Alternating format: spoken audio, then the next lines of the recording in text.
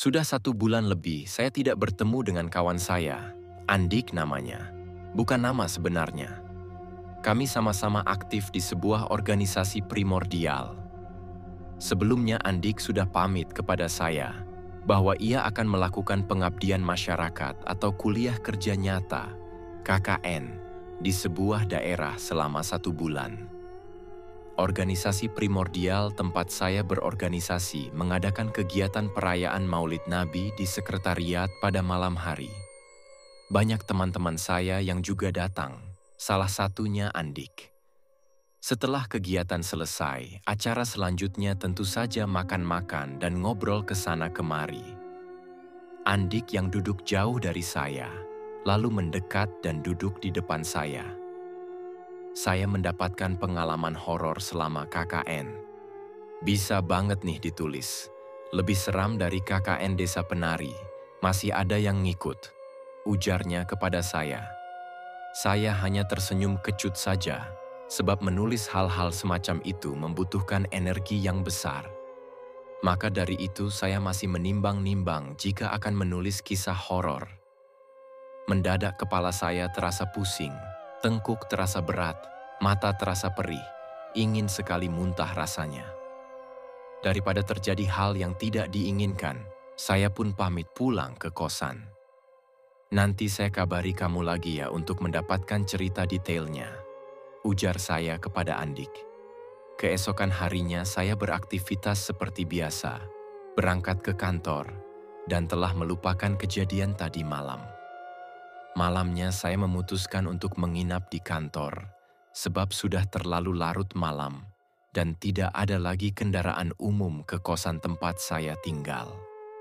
Selain itu juga besoknya weekend. Malam itu yang tidur di kantor bukan hanya saya saja, tetapi juga ada 2 kawan saya.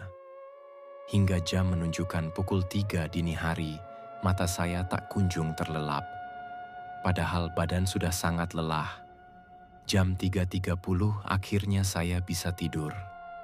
Baru beberapa menit terlelap, saya langsung masuk ke dalam alam mimpi. Dalam mimpi tersebut saya tidur di kosan.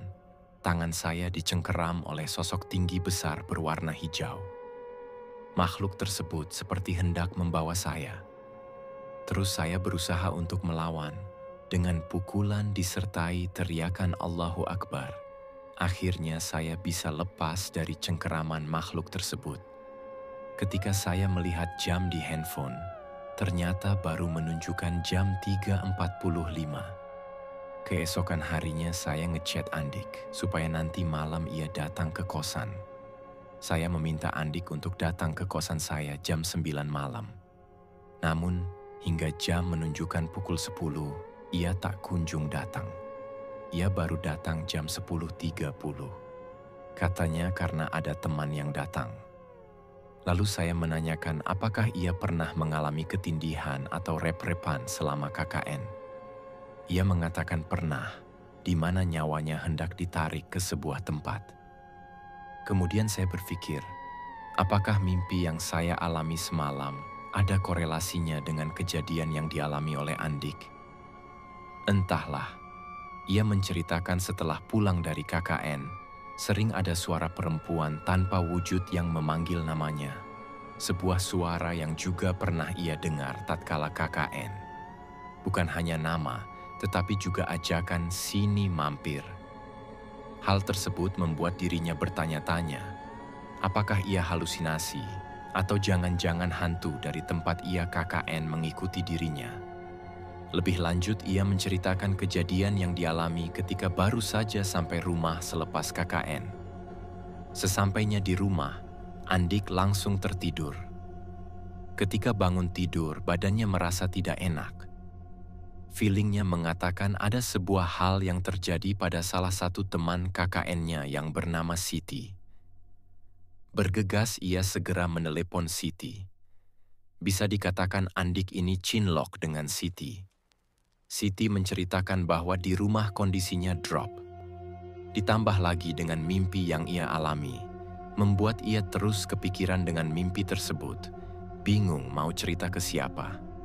Lalu, Siti pun menceritakan perihal mimpi yang ia alami di rumah. Dalam mimpinya, ia bersama dengan ibunya dikejar oleh cewek. Dalam mimpi tersebut, Siti muntah paku dan rambut. Kemudian, masih dalam mimpi itu, jalan yang ia lewati banjir. Setelah menceritakan mimpi tersebut kepada dirinya, Andik mengatakan kondisi Siti sudah membaik. Ia tidak merasa ketakutan lagi. Siti juga menceritakan kepada Andik perihal perkataan dari kerabatnya yang memiliki kemampuan spesial, bahwa jika tidak ada Andik, sebuah hal yang parah bisa saja menimpa kelompok KKN. KKN yang dilakukan oleh Andik tidak hanya berasal dari satu kampus, tetapi beragam kampus. Awalnya tidak ada hal-hal aneh yang terjadi. Seperti halnya KKN pada umumnya, perkenalan teman satu kelompok berangkat ke lokasi KKN, mendapatkan sambutan dari kepala desa. Salah satu program yang dilakukan oleh Andik adalah dakwah. Langkah pertama sebagai ketua kelompok adalah menemui tokoh setempat yang mengampu pengajian. Ditemuilah tokoh tersebut di rumahnya guna menyampaikan konsep kajian. Namun, tokoh secara tidak langsung menolak kajian tersebut.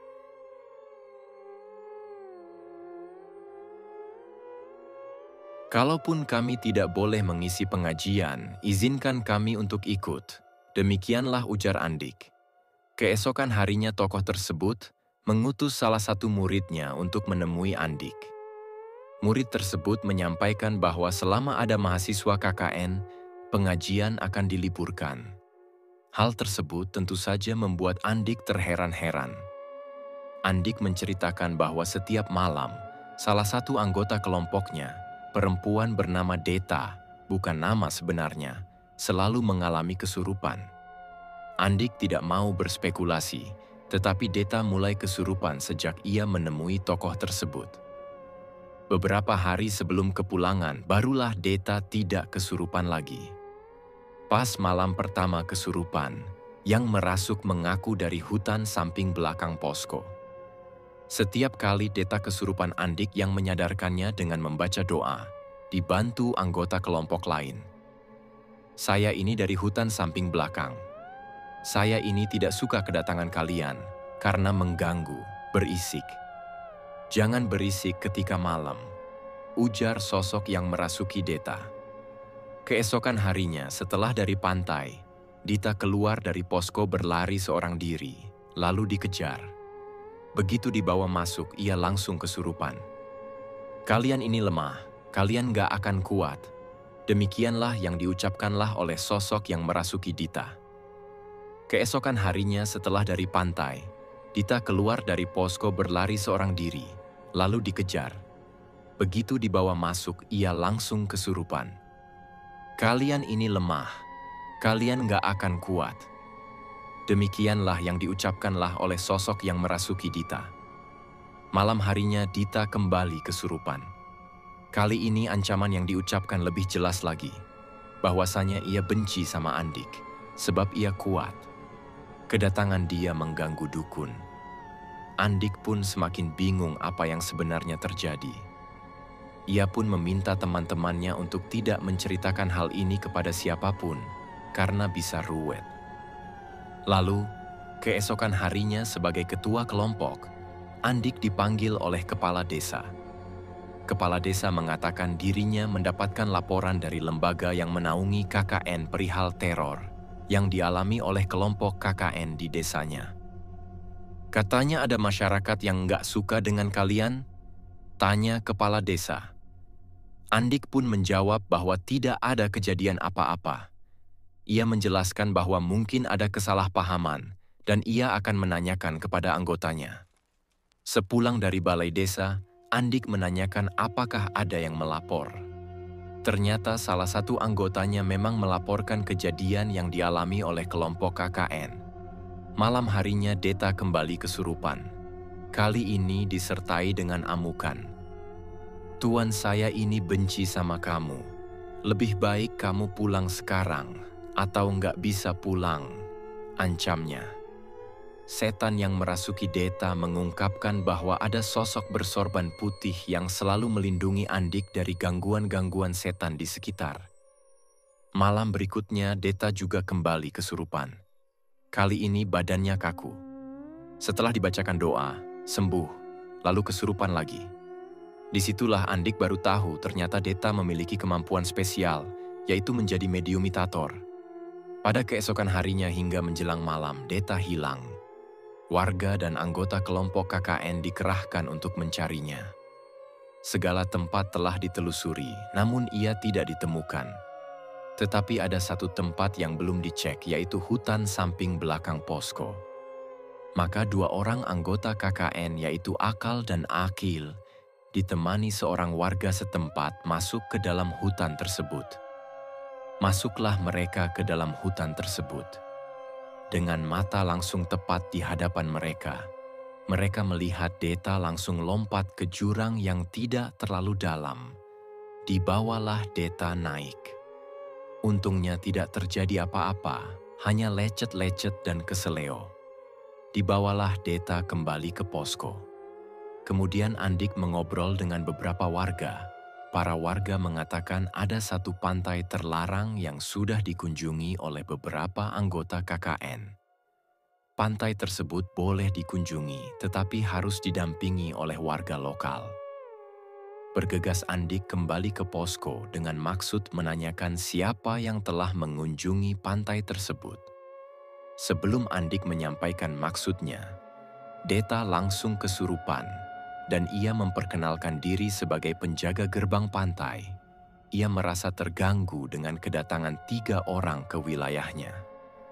Ia mengancam akan membuat 3 orang tersebut tidak tenang hidupnya. Janganlah. Ketiga orang tersebut tidak tahu jika itu pantai terlarang, ujar Andik.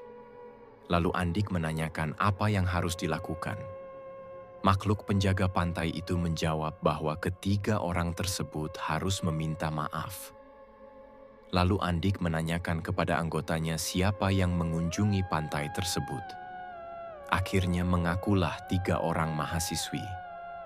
Andik pun meminta kepada ketiga orang tersebut untuk meminta maaf. Awalnya ketiga orang tersebut tidak mau meminta maaf. Akhirnya mau untuk meminta maaf. Begitupun dengan makhluk penjaga pantai, ia tidak mau menerima permintaan maaf. Setelah didesak oleh Andik terkait janjinya untuk menerima permintaan maaf, akhirnya ia mau untuk memaafkan.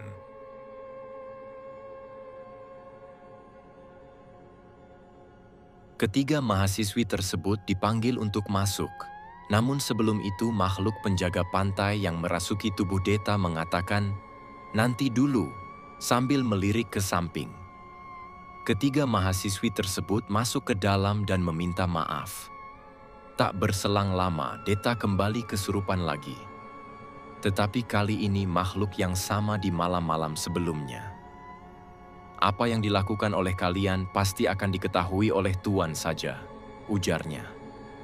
Andik penasaran sebenarnya apa sih yang terjadi. Setelah ia tanya-tanya, ternyata dahulu kala ada perampok dari Madura yang datang ke desa tersebut dan menjarah. Andik menerka apa mungkin itu penyebabnya, karena ia memiliki darah Madura dari ayahnya. Sesampainya di rumah, ia masih mendapatkan teror suara perempuan yang memanggil namanya. Suara yang sama persis ia dengar di tempat KKN. Akhirnya saya menanyakan apakah ia membawa sesuatu dari tempat KKN. Ia menjawab iya. Ia membawa gelang. "Gelang kayu itu saya buat sendiri, bukan mengambil atau nemu," ujar Andik. Andik juga menceritakan bahwa teman KKN-nya yang bernama Siti, yang diceritakan di awal dikirimi pelet oleh sesama teman KKN. Terima kasih sudah mampir di channel ini. Jangan lupa like, komen, dan subscribe biar tidak ketinggalan dengan cerita horor berikutnya. Sampai jumpa.